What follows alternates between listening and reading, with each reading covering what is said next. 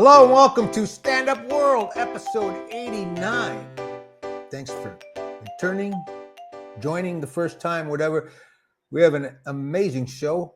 Guy that I'm a big fan of, a Nashville boy by the name of Aaron Weber, has a banger of a special called Signature Dish from Nateland Entertainment, an 800-pound gorilla. It's up on YouTube. I think you're gonna, I get letters and people texting me and stuff about all the comics that I've turned them on to. If you don't know about this guy, he's gonna be another one I'm gonna get some letters and texts about. So this is a guy who's you need to know. If you love stand-up comedy and you love to laugh, this is a guy you need to know. Let's bring him on here. Aaron Weber, how are you, buddy? So good. I'm so happy to have you on this thing. This is very cool for me. Thank you so much for having me. It's good to talk to you, Mike. And I know you're killing it. I know you're killing it. You got a new special out, Signature Dish. Yes, sir. Which is, surprisingly, some of the subjects are food. I know that's not something you like to go to, but to go there, you do go there in the special. And listen, I like to push boundaries, Mike. I like to push boundaries when I can. It's a lot of nonsense, but I appreciate it, man. Thank you. I was really happy with as happy as you can be with something. Like, I still hate watching myself on some level anytime I do anything, but this was as happy as I've ever been with something I've taped. So I'm pretty proud of it. Yeah, I thought it was good. Like I said, I thought it was well directed because I liked you get right into it, Right. And you shot it at your home club, Zany's, right. And Zany's just opened up a smaller room, so it's the first thing that's ever been taped in the new room at Zany's. Oh, is that in the new for the room? longest time? Right, it's in the new room called the Lab. It's like a 100-seat room. Literally right next door to the main room. Yeah, not connected. You have to go outside to get in there, but it shares a wall with it. So it's practically the same building. And it's the first thing they've ever taped in there. And they really did a good job making it look like they rented a curtain and modified the stage. And it looked great. Well, Aaron, when they're going all out and renting a curtain, they're thinking they got big hopes for the special. Thank you, man. That's when I knew it was real. When I saw the curtain, I go, this might be legit. They were sitting there, they were just kind of scratching their chin going, I don't know about you guys, but I think we're going to have to rent a curtain for this one. Yeah, let's do it. I didn't realize, I thought the Lab was in the, originally, I was told, the Lab was just down that little place down the street, like a door down. I didn't realize it shared a wall. It's right there, the same building. Yeah, it's been for years. It was a furniture store, but Zany's owned the building. They just leased it out to this furniture store, and then the furniture store either went bankrupt or they died or something. So it just sat vacant for a while, and then they finally turned it into the small room. Nothing has changed the Nashville comedy scene for the better and more quickly than that room opening up. I was so excited to have. Tell me why, because Dorf is a buddy of mine. I love Zany's, and God, I played Zany's when I was a kid in Chicago. I love that room. I love the big room, but I've never. Tell me about the Lab and why it's changed everything. Well, it's small enough that only so many shows can sell 300 tickets on a Tuesday or a Wednesday. So if you have a smaller room, that allows you to do more experimental shows. You can do more local showcases. It's given a lot of local comics a chance to run their own shows and try to do different things. And it just doubled the stage time for me. And I think more important for younger comics than me is it's another room to aspire to. When I started, it was like, you want to work at Zany's. So, you work hard at the open mics, you do independent shows so you can get spots at Zany's. Zany's doubled effectively overnight in the amount of spots that they can give, probably more than that. So it's like it's a very motivating thing for young comics that they can, they can get on stage as zanies quickly and get meaningful stage time much more easily. That's great. Now, tell me, you're just chill. You had a baby too, right? I did, yes, sir. Late September. So That's she great. she just turned 6 months. That's congratulations. Thank you. Yeah, Thank you. we It's were great. in town. We were in town at the doing a thing at the Ryman. I remember calling you. I said, we got a baby. Yeah, yeah. Yeah, it was a while before we were comfortable. We just had a few nights, my wife and I, where we're both away from the house at the same time. It's kind of fun.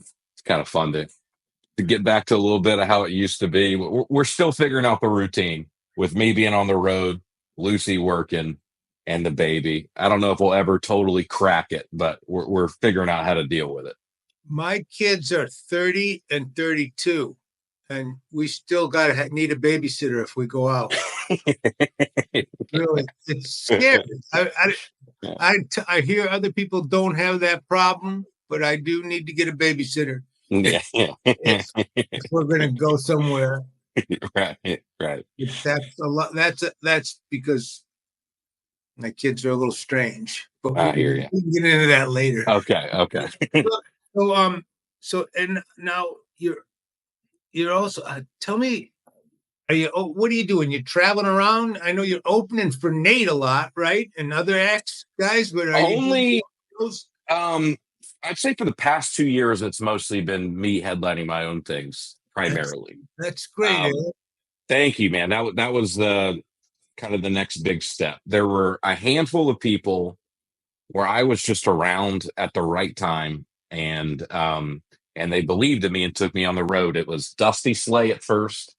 He took me on these Yoder runs all around the Midwest, doing one nighters, bad shows, some good shows, and then it was Henry Cho as a guy who really took me on the road for a long time. There were plenty of times where I looked at my calendar and it was all Henry Cho dates. So I really owe him a lot. And then it was John Christ and Kathleen Madigan, and then eventually Nate.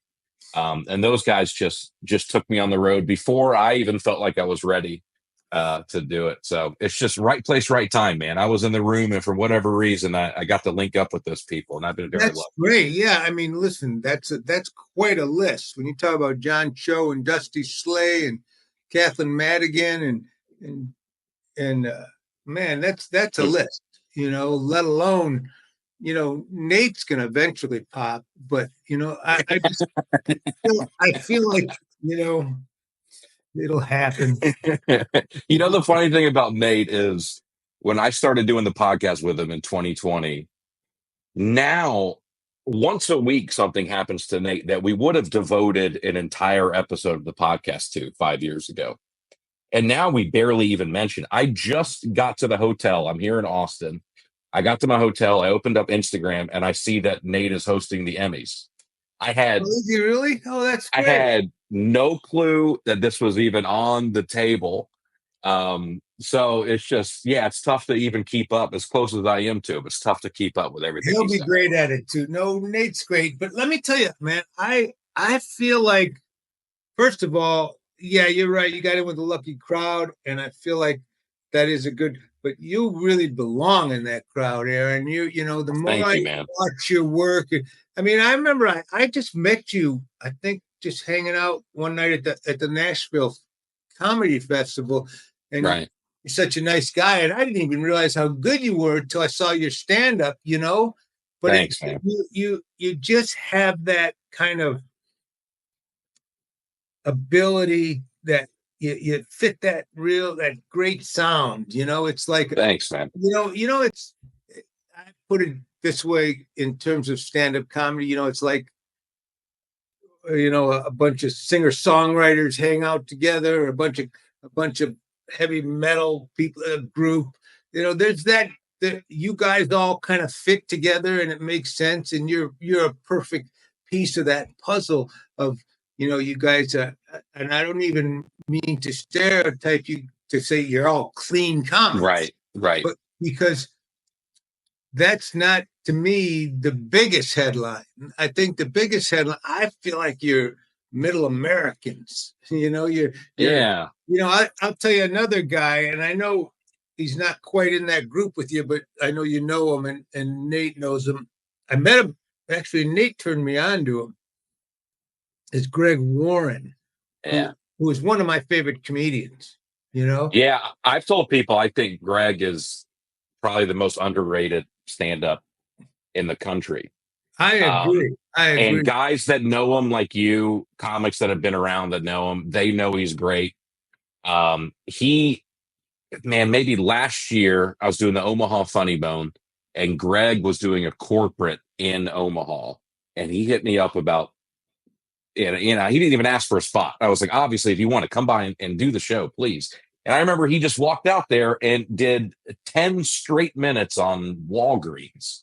And I'm in the back just howling, laughing. It's so silly. It's so well written. And he takes a topic and just squeezes it Well, that's what till I was there's just saying. nothing. Yeah. That's why I brought Greg up. And like what I like about what you guys do, and it's not that it's clean, it's everyday life. I saw you do 10 minutes on a hot dog you once had, which is just, and it's just great stuff. Thanks, man. It's just great stuff. And it's a form of stand-up comedy that is so wonderful to watch, and for audiences love it. I was walking with a good buddy today who's a great comic too, is a director, but he's also a great comic too, Judd Apatow. And we were talking. He was talking about one of his friends. I'm blanking on Pete Holmes. Yeah. And Pete it's talking about doing an all clean show, a tour, right?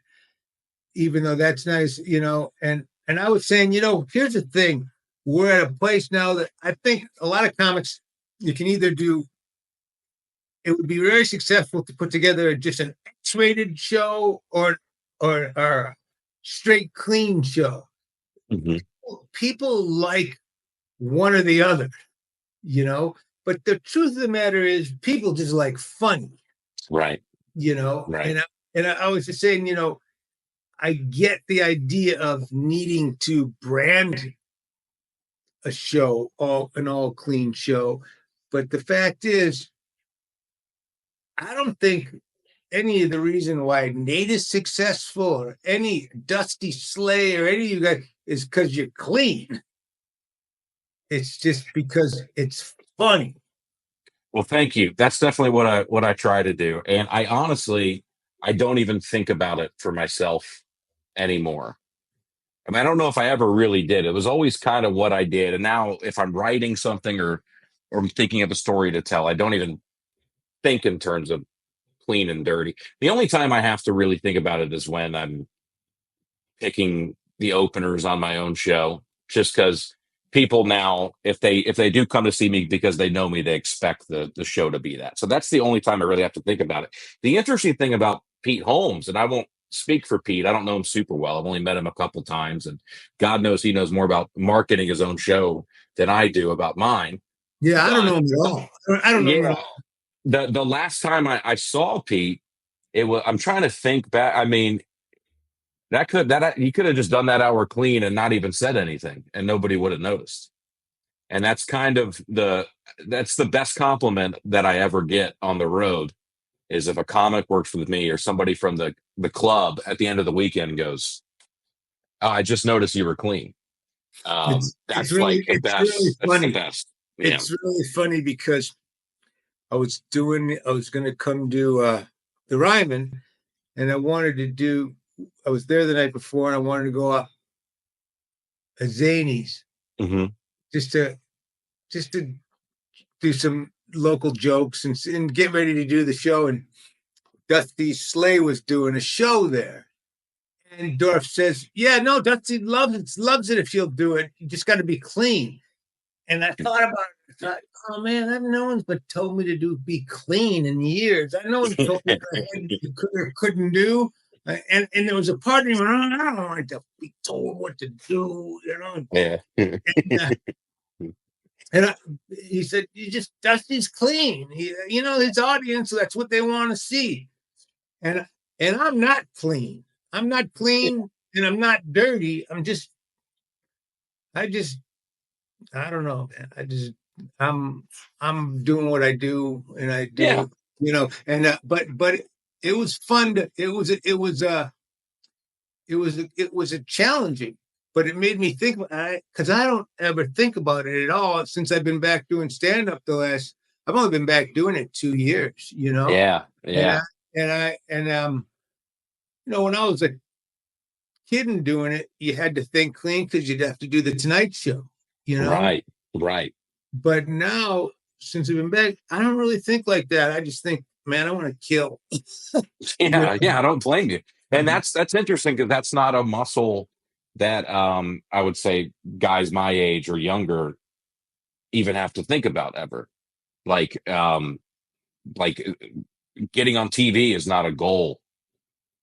You know what I mean? For Right. these younger comics. So like when am No, I ever gonna have to be clean? I'll just do whatever I want whenever I want. that's And right. you're like, all right, I mean that's totally fair.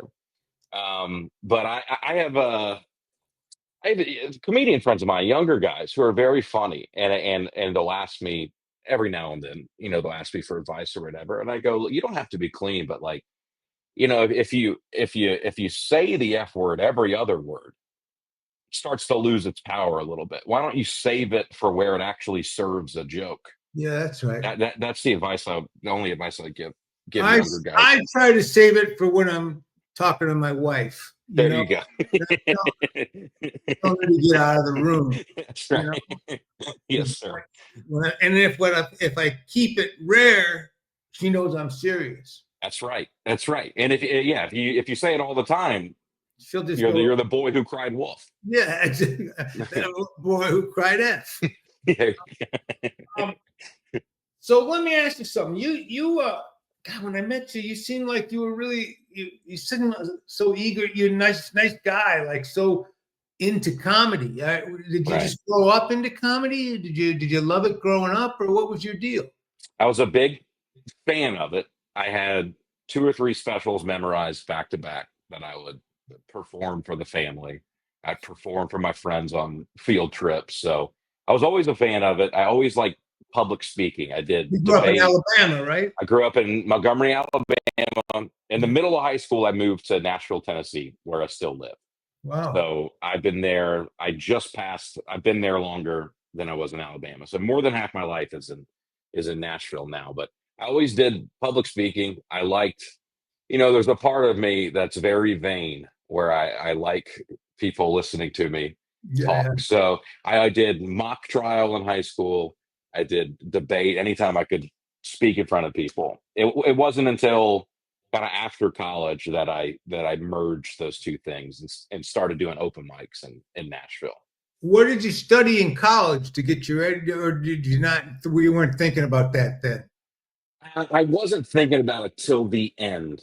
And I don't even remember what I would tell people that I wanted to do. I wasn't thinking that far. I worked really hard to get into college in high school that when I got there, I wasn't thinking about that was the end for me. It wasn't a means to another end. So I was a bad student, academic probation twice. I never had like any, I was done with academia. I'll tell you that. What was I going to say?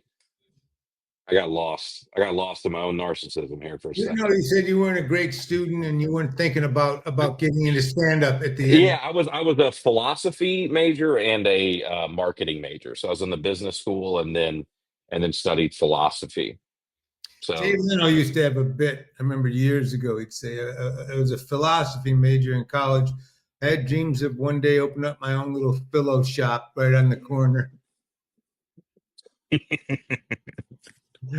yeah, that's great. Yeah, that's like I don't even remember what I would tell people I would do with my philosophy degree. I guess you go get a master's or a doctorate, Yeah. or you know you go to law school or something. I don't know. I liked it. I liked it's one of the few subjects that I really enjoyed like diving into and reading about. But I wasn't thinking that far ahead. Um, all roads were kind of leading me, even whether I knew it or not, to doing this. I think. And you like Nashville? Love Nashville. Yeah, I do too. Love Nashville. We, my wife and I, got a house there, raising the baby there. We think that's barring something. You never say never, but barring something crazy, I think I'm going to stay there for the foreseeable future. That being said, like I'm here in Austin, I'm doing a Moon Tower Comedy Festival this week. Oh, I good. still, and I think it's fine to live out of Nashville and work out of Nashville, but I do feel like I need to pop my head into LA or Austin or New York every now and then, just to remind people that I'm still doing this. What But the Moon Tower is that getting to be a big festival? it feels like it. The last time I did it two or 3 years ago, Just for Laughs owned it, and then I don't really know, with everything with Just for Laughs up in the air. I don't know who's running it or really, but there's a lot of great comics. Yeah, I was just in the hotel lobby. Todd Barry walked by me in the lobby downstairs, and then there's just a lot of guys that I know around. It feels a bit like a stand-up summer camp here, so I'm I pretty know excited. It'll be a fun few Paul's days. doing a show there. Hmm. Yeah, yeah. I'm on a show with tonight. I think Pauly Shore's closing out the show I'm on tonight Where? at Suns. Sorry, I'm not super familiar with it. It's Sunset. Hmm.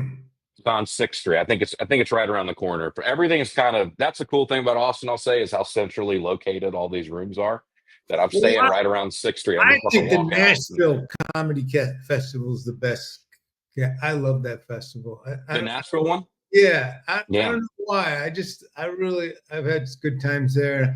I just think it's great acts, and Mhm. I don't know if I ever told you when I met you. I was in Nashville for a couple of years working on the show Nashville. You know, I didn't know that. yeah, and I fell in love with the town. And Wow.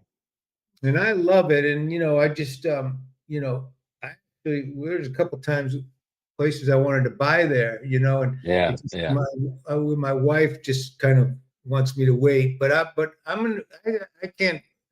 There's That's really the place that I would move out of LA to in a minute, I love that. I didn't know you were involved in Nashville. I had to follow Charles Eston at the Opry a couple times. Oh yeah, yeah, he's a And good that friend of dude, mine. you Chip. want to talk about I just learned the term multi-hyphenate. You want to talk about, that's that guy. I mean, that guy, so talented, and he's crushing between songs. I told him when we passed each other, I had to follow him. I don't appreciate you getting that big of laughs as a musician. This isn't fair. I can't play a song if a joke doesn't work. Yeah, that's really This is cool. all I Yeah, got up here. true. Well, his background, he started it on that improv show. I remember him on Who's Line as Chip. Yeah, Who's Line? That's how I first knew him. No, he's a buddy of mine. Actually, we're working together on something right now. So I talked to him a lot, and Awesome. that guy is a great songwriter. Mhm. Great songwriter. And that guy sold out the Royal Albert Hall in London by himself. Wow. And If he were good looking, he'd be a star, I think. that's what I always tell him. That his looks are holding him back. But I've gone out there with him to the Opry a few times. To play that when he played it. That's always fun. Well, how'd you like the Ryman, Mike? Was that your first time performing there?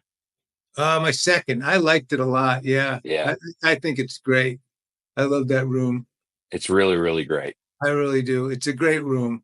It's a great room. But I was on a great show, Russell Brand and Jim Brewer and Rob Schneider and Dave Landau. Okay. Yeah. Yeah. I remember seeing the lineup. That was a very good show. And there's Steve Byrne. Steve Byrne came in as a guest, and the audience just was loving it. That's awesome. That's awesome. I just got to go up there. We did like a Nate Land showcase. Nate's production company did a show at the Ryman as part of the Nashville Festival, and I hosted it. And Yakov Smirnoff did a guest spot. I Oh, got to that's bring great. him out.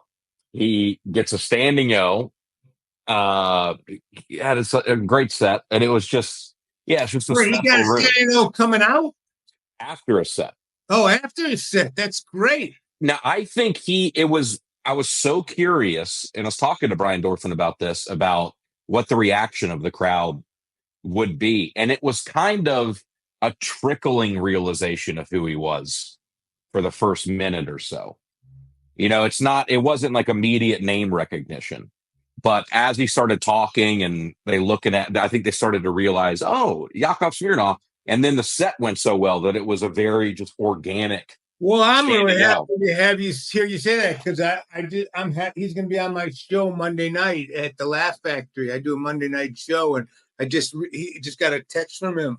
He wants to be on the show. Come on down, you know. Yeah, tell him I said hi. I got to I hang out will. with Yakov a lot last week. Such an interesting guy. He has the coolest piece of comedy memorabilia I've ever seen. That Comedy Store jacket that he wears, where I asked him a little bit about it, where he said his class was Robin Williams and Howie Mandel. And there's one other bit, Richard Pryor. I'm trying to remember. It's some insane group of comedians. And he's got the anniversary jacket on. So it's really fun to talk to him about all that. Yeah, no, it's great. Listen. I lived up in a house with him. We had a house Really? up in the hill up above the Comedy Store. Whoa. I didn't know you went that far back with him. Did you ever see the Comedy Store documentary? I did. I didn't care for the directing, Oh, you but didn't I like like. it? Yeah, I didn't either. You know No, what happened I was I love the left the documentary. lens cap on too many times. I love the documentary. Yeah. So my wife is a comedy junkie too. She's more into kind of the history of it in a lot of ways than I am. So we watched that document. We watched that the whole series together Yeah, and no. loved it. Oh, that's right. Yeah, I know Lucy knows her stuff. You Mhm. know, but I was just gonna say Yakov was in that, and we were talking about the early days with Howie, and All right. and because they had such good stories, you know. hmm hmm Yeah. So we met in Missouri when he's got a theater out there, and then he popped by and did a spot on my show in Springfield, Missouri. So that's where we first met. So then it's fun to run into him again at the Nashville Comedy Festival. And Well, that goes to what you were saying. you're playing clubs all through the heart of the country, right? Yeah. That Yeah. must Every be now and fun. then I'll kind of, if you were to put them on a map, I mean, probably most of them are Southeast, Midwest. I'm starting to branch out and do more West Coast stuff and Northeast stuff, but kind of it's all a little radius around Nashville. That's how I started. So Like, and you drive it or you fly it? I'm not driving as much as I used to. I used to really put in some miles. I used to think anything more than 12, 13 hours I'll fly. So I was driving a lot. I was driving too much, honestly. It didn't even make sense financially a lot of times, but I just felt like I needed to drive and have a car. Now with the baby, I'm like, I got to kind of maximize my time at home. So I'm flying more than I used to. But man, I put in some long road trips up from Nashville up to Wisconsin, and then North Dakota, South Dakota, Texas, and Oklahoma. And What about those are Detroit? fun times. You go I up was to just in Detroit. I was just in Detroit in January during the Lions playoff game, Wow. Well, and you play the and it, Rivers Club? no, I did House of Comedy Oh, who right was that? downtown. Oh, yeah, that's the John Tobin's club. Yeah, it was good. We consolidate. I did the honorable thing, and I consolidated my shows to allow the Lions to sell tickets Yeah, it's good to for the you. game. But yeah, that was my first time doing comedy in Detroit, and I liked it. I like Michigan. It's like that's kind of the fun thing I've learned about traveling. 'Cause I spent most of my life Alabama and Tennessee before I started doing comedy, and places are people are not that different No. in places like a lot of people I met in Michigan. You could tell me they're from Alabama if not for the accent. Yeah. And that's kind of the fun thing to learn, is that we're all pretty much the same. We're just dressed a little different. Yeah. Well, I think especially in the middle country, Hmm. I feel like the people on the coast are different, but I think the Midwesterners in the southern, I mean, I'm getting ready to work in Birmingham, Alabama, and Oh, have you done that club before? no, not a club, not a club. Oh, I'm okay. working on a movie, Oh, nice. but yeah, no, is there a club there? I didn't even know if there was a club there. There's a club in Hoover, Alabama, um, a little suburb of Birmingham, called the Stardome Comedy Club. Hmm. It was called the Birmingham Comedy Club for years, and then it famously burned down with all of Carrot Top's props Is that true? in the building. Yeah. So the place burned to the ground with Carrot Top's prop, his chest burned. Wow. Um, and then they rebuilt it and rebranded it the Stardome Comedy Club. So that's kind of a fun piece of history when you're there. Wow. The Well, yeah, that's too bad. I mean, when your act goes up in flames like that, you know. I know, it's pretty crazy. I've Pretty been crazy doing when you this think about joke. it. I've been doing this joke all the last couple of weeks about how I had to rewrite half my act because Elon Musk and Doge got a hold of it and they found all this waste and fraud. So I'm like, I had to start almost over. Trimmed all the Yeah, fat's it's gone. like, geez. And I was usually I end with this transgender themed cowboy song, country song. It was composed by the Ukrainian League of Preschool Gay Men, but that the U.S. taxpayers spent $86 million on. Yeah, But I'm not allowed to do it anymore. So yeah. I'm just gonna sing YMCA as I read it. Oh, that's great. But and yeah, you listen, man. We're just lucky guys. I love doing it.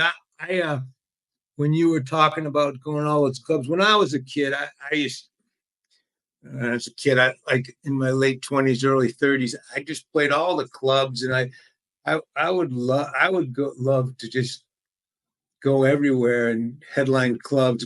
That was the first wave of comedy clubs, and Yeah. and I had so much. It was such a good time in my life, you know.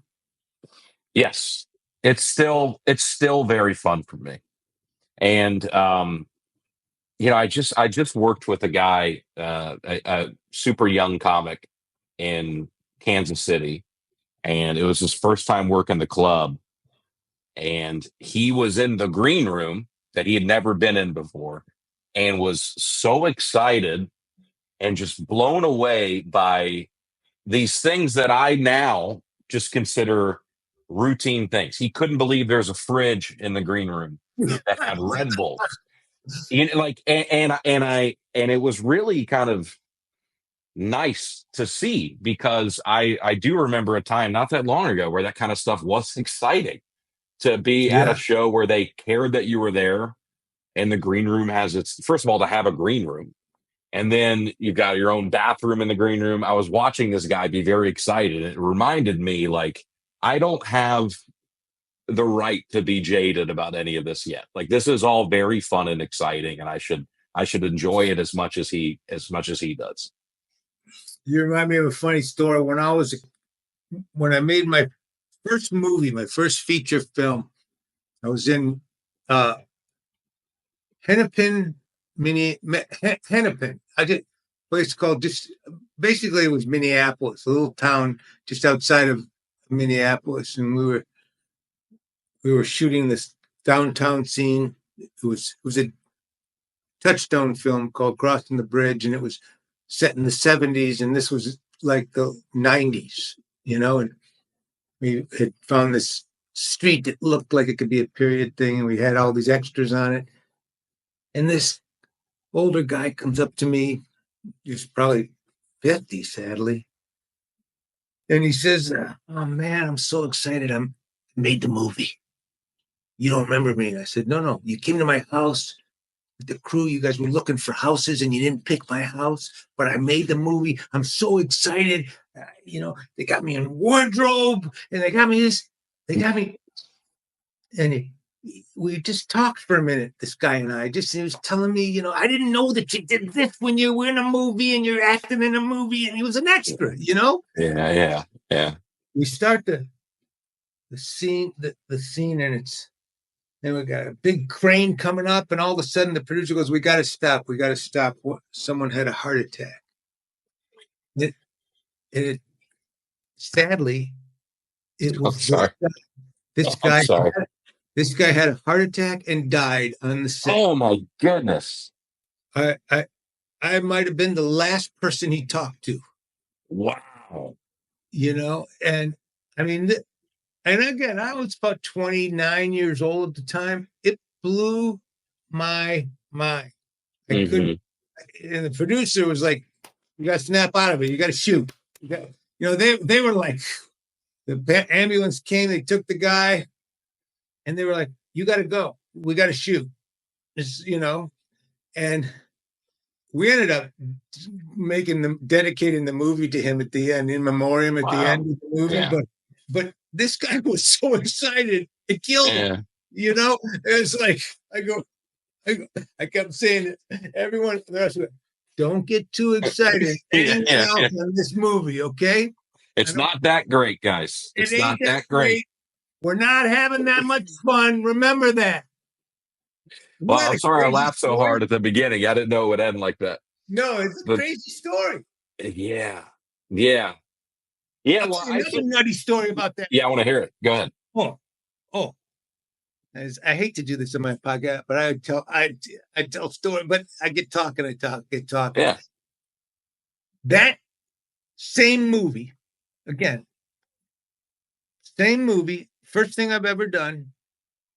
We're out there and we're in a field, and it was basically about a bunch of guys growing up in Detroit in the 70s, my life, right? Mm-hmm. And it was David Schwimmer and Stephen Baldwin and Josh Charles, and do you know those guys? Yeah, sure. And it's all their first movie. We're all brand new, Yeah. And we're doing this scene where David Schwimmer's smoking a joint, telling them that about he's sending them on a drug run, and we're shooting it outside in the day. And Josh Charles is playing a character based on myself, and he's reading them a story. He says, "I'm going to go to LA one day and be a television writer." And he's reading them a story, a spec episode of Gilligan's Island that he wrote. And they're going, wait a minute. And in the episode, Mrs. Howell dies, right? And they're all going, wait a minute. And they're going, "More, Mrs. Howell dies? You're writing an episode where Mrs. Howell dies?" And he goes, "It's a dream sequence. It's a fantasy. Let me finish." And we spend the whole day shooting this thing where Mrs. Howell dies, right? Right? Yeah. This was the first day of shooting. Then I go back to the hotel, and like in the movies, I turn the TV on and CNN's on, and it goes, "So and so, the woman that played Mrs. Howell on Gilligan's Island died today." And I went, "Oh my God." I was numb. I swear this happened exactly like this. This woman, the day she died, a bunch of young guys were in a field filming a scene about her character dying. It just all the days in the world. It was so weird. Yeah, that's crazy. How old was she? She was about 80 at the time, Oh, she was ready to go. Now the other guy killed. The other guy had life to live. Yeah. Well, we have a running joke on Nate's podcast that every time Brian, who does the podcast with it, every time you mention somebody, they die within a week. And it's born true like 5 or 6 times. He'll talk about somebody and then they just die. He did it with Bob Newhart. He did it with Willie Mays. He did it with a bunch of people. But he had the point. He was like, these people are 100.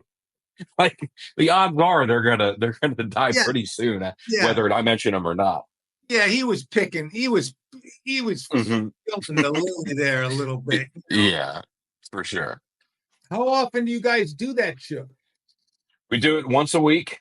Oh We yeah, tape it. Part of the cool thing about the new room at Zany's is the podcast studio is built right into it now. oh, So you tape it at Zany's? yeah, for I the bet you did that first, at Nate's house. that's what we did for the first 3.5, 4 years. It was in Nate's office in his Yeah, that's house. what I thought.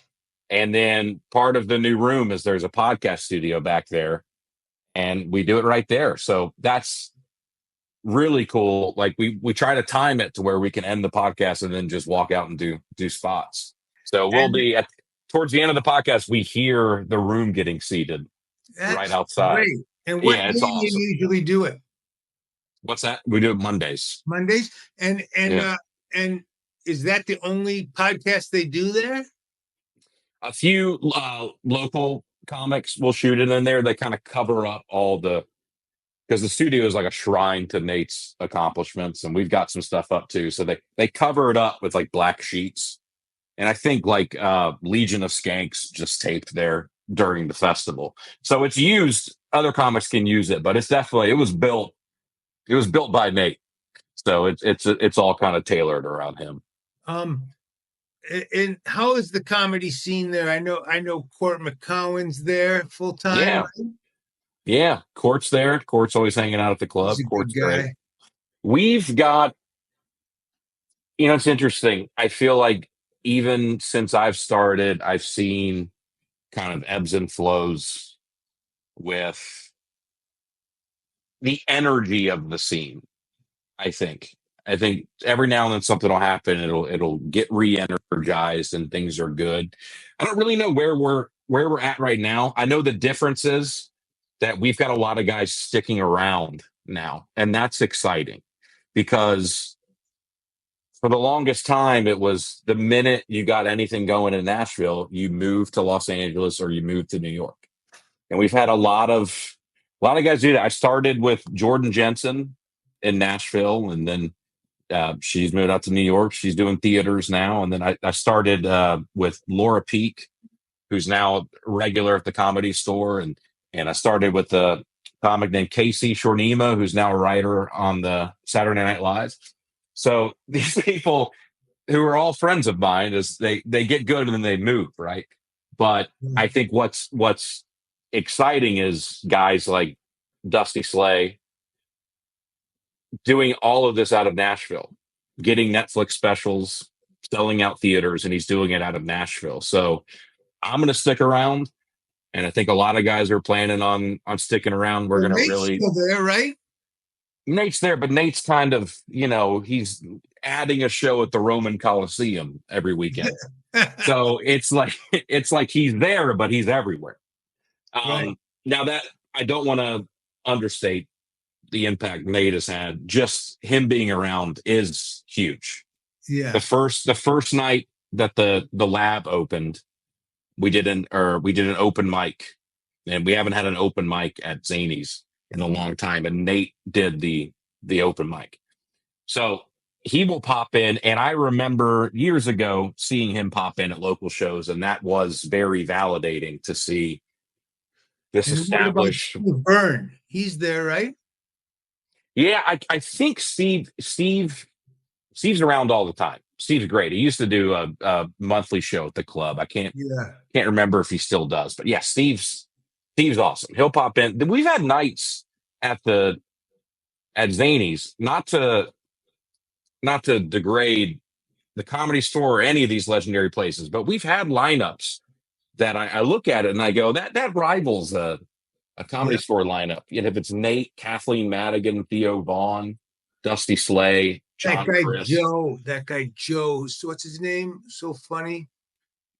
Joe. He does a show with Steve. Joe Gatto. Joe Gatto, right? Yeah, he's not in Nashville, but because he did that show with Steve, he was around. Yeah, he did the New Material Monday not too long ago. Oh, I thought he was a Nashville guy. No, he's definitely not. Fuck him. Hey, did you see how I saved that word? There you go. That was good. I did, That's the Aaron? first time. It's the first time you said it the whole podcast, Mike, and I really felt it. Scored it up. The hair on the back of my neck stood up when you said it. Oh no, he's a funny guy though. That guy. That's what I heard. Yeah. You never saw him? Never. I've seen the show and Practical Jokers, but I've never seen his stand up. Oh wow. No, I thought he was like a big Zanies guy. No, I think he's done a lot of shows there, but he's not like a local guy by any stretch, I think. But we've got great comics there that are sticking around. I hope that continues to be the case. I think we've got a good thing going there for sure. Yeah, you do. And listen, man, you're taking off. You watch next couple of years. You're not the stuff you're talking about now. You're not even just same thing like you're saying with Nate. I can't even believe we're not making a big deal about it. From your lips to God's ears, Mike. That sounds great to me. Aaron. I really thank you, buddy. You coming on, and anytime. You did a great job at Signature Dish.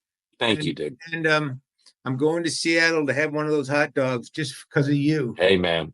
You know what? Because of that bit, I had the guy I talk about in that joke DM'd me. The actual vendor of that Seattle dog, he DM'd me and said, like 10,000 people have sent me this bit. And he DM'd me and he said, next time you're in Seattle, he's writing a book about the history of the Seattle dog. I don't know how that's going to translate to a book, but he wants me to meet up. So, that bit's really taken off in Seattle. So. I bet. I thought you were going to say, next time you can tell him, I'm giving you a free dog. Yeah, well, that's all I want. I imagine he'll hook me up if I see him again. But have fun in Seattle, man. Listen, man, be well and say hi to everybody. Say hi to Lucy and Dorf and all that cast of characters for me. Will do. Say hi to Yakov for me. Okay, I will. See you guys. Bye. Aaron Weber, what else can I say? Signature Dish. Check out his special. He's great. Go see him at Zanies in Nashville and on the road. Again, he's from Nate Land Entertainment. You can see it there. You can check him out on Nate, that podcast they do there. Those kids down there in Nashville. And an 800-pound gorilla. And that's it for me. Don't forget, if you're in LA, on Monday nights, I'm at the Laugh Factory with Mike Binder and friends. I have a great show this week. Some of my old buddies, some of my new buddies. We're always having fun. And next week, here on this podcast, very interesting comedian, someone I think you will find interesting as well. Thanks again for your time. Mike out. Love you.